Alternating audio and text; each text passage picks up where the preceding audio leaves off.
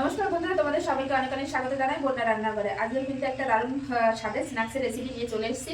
আজকে রোদে দেওয়ার ঝামেলা ছাড়াই কিন্তু তোমাদের আলুর চিপস বানিয়ে দেখাবো, একদম কোনো রকম রোদে ছাড়াই বা হচ্ছে কোনো কাটার ছাড়া। অনেকে মেশিন দিয়ে কাটে, তো আমি কোনো রকম কাটার ছাড়া রোদে দেওয়ার ঝামেলা ছাড়াই কিন্তু আমি তোমাদের হচ্ছে আলুর চিপস বানিয়ে দেখাবো। মাত্র 5 মিনিটে কিন্তু এই চিপসটা তৈরি হয়ে যায়।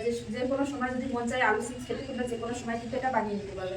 আর যে সকল বন্ধুরা নতুন ফেসবুক থেকে দেখলে অবশ্যই পেজটি ফলো করবে, আর ইউটিউব থেকে দেখলে অবশ্যই চ্যানেলটি সাবস্ক্রাইব করে পাশে থাকবে। তো দেখো এখন আমি কিভাবে বানাই। তো এখানে আমি পরিমাণ মতো আলু নিয়েছি, আর আলুর দাম কিন্তু একদমই সস্তা এখন। তোমরা যে কোনো সময় কিন্তু এটা বানিয়ে নিতে পারবে ঘরেই। তো প্রথমে আলুর খোসাগুলো আমি ছাড়িয়ে নেব, বটির সাহায্যে কিন্তু আমি ছাড়িয়ে দেখাবো।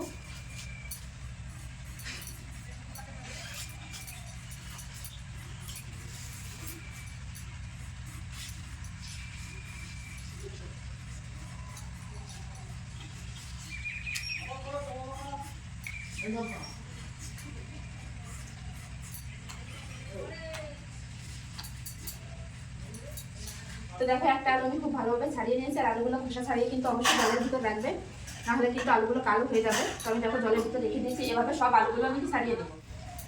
আর আলু চিপসের জন্য কিন্তু সবসময় বড় আলু নেওয়ার চেষ্টা করবে, তবেই কিন্তু চিপসগুলো খুব ভালো হবে।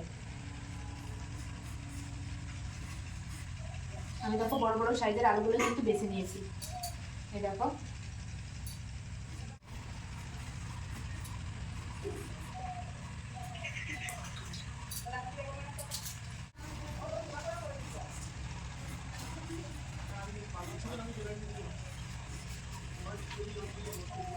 তো এই আলুটা কিন্তু ছাড়ালে হয়ে যায়।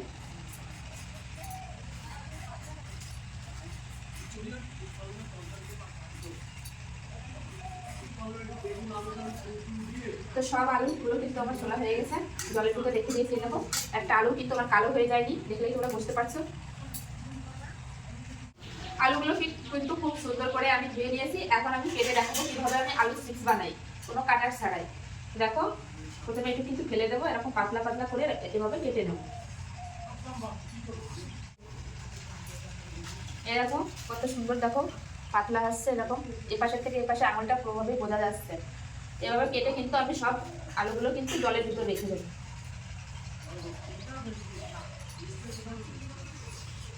সুন্দর আছে।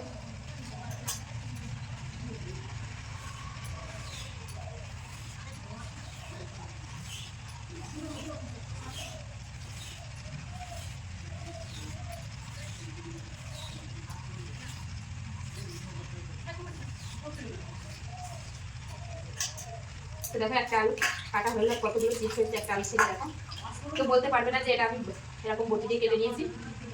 সেভাবে সবগুলো কিন্তু আমি কেটে নেব।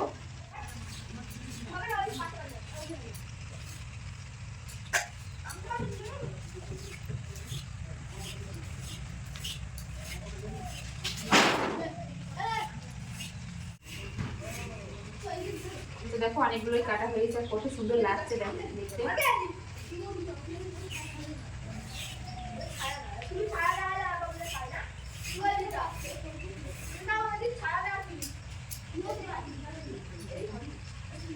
এরকমই এরকম বড় বড় আলু চিপস খেতে কিন্তু বেশি ভালো লাগে।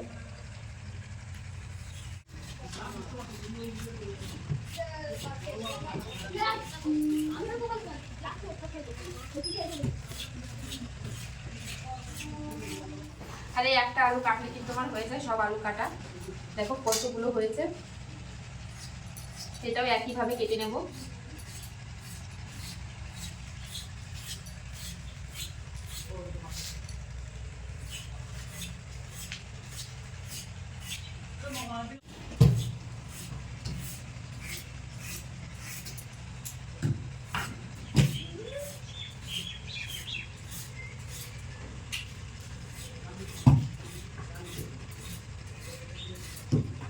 সব আলু কাটা হয়ে গেছে, এখন আলুগুলো ভালো করে ধুয়ে জল ঝরিয়ে নেব।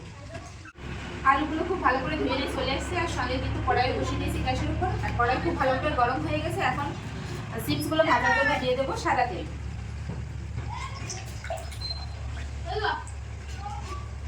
তো অনেকটাই তেল দিতে হবে, তাহলে কিন্তু চিপসগুলো খুব ভালো হবে।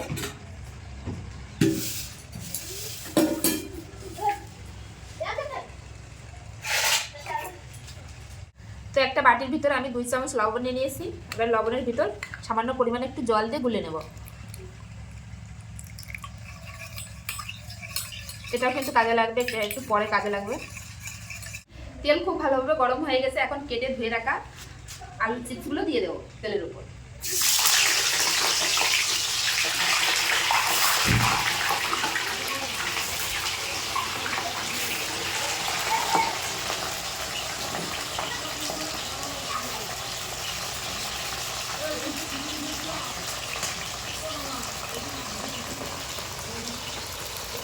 আলু চিপসগুলো প্রায় অর্ধেক ভাজা হয়ে গেছে। এখন যে লবণ জলটা গুলে রেখেছিলাম এখান থেকে আমি 3 চামচ লবণ জল দিয়ে দেবো।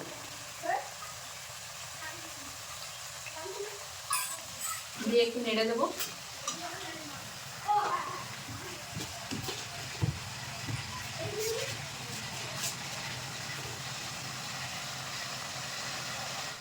আলু চিপসগুলো একদম রেডি। দেখো কত সুন্দর হয়েছে। এখন আমি তেল থেকে তুলে নেব।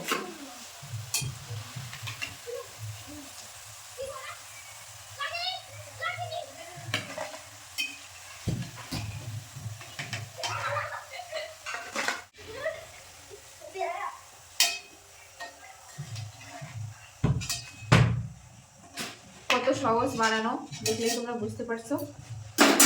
দেখো 1 প্লেট গরম গরম আলু চিপস হয়ে গেল। এখন বাকি যে আলুগুলো আছে সবগুলো দিয়ে দেবো।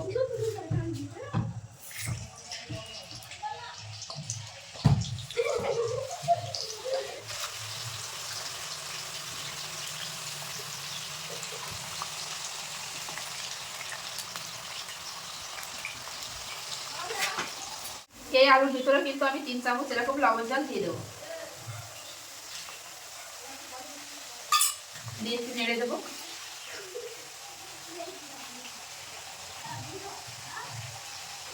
একইভাবে এগুলো কিন্তু ভেজে নেবো।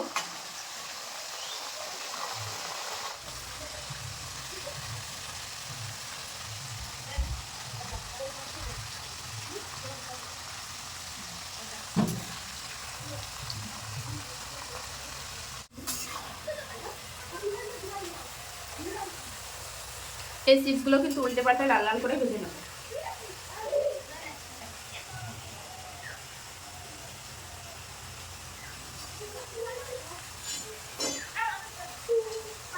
এই আলু চিপসগুলো কিন্তু একদম রেডি। দেখো ভাজা হয়ে গেছে। এখন তুলে নেব।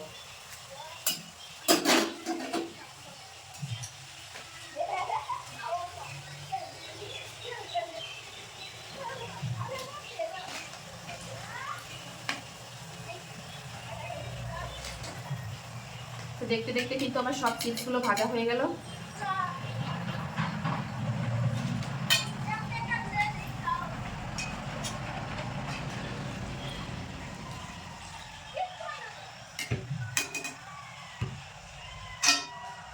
দেখো 1 থালা গরম গরম চিপস।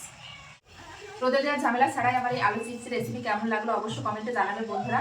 একদম সহজ পদ্ধতিতে তোমরা যে কোনো সময় কিন্তু এটা বানিয়ে খেতে পারো। আর দেখো কত সুন্দর হয়েছে, একদম মুচমুচে।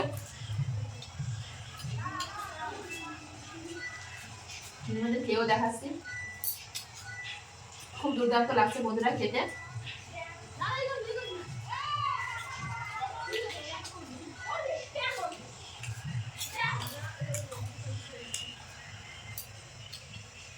খুব সুন্দর লাগছে খেতে।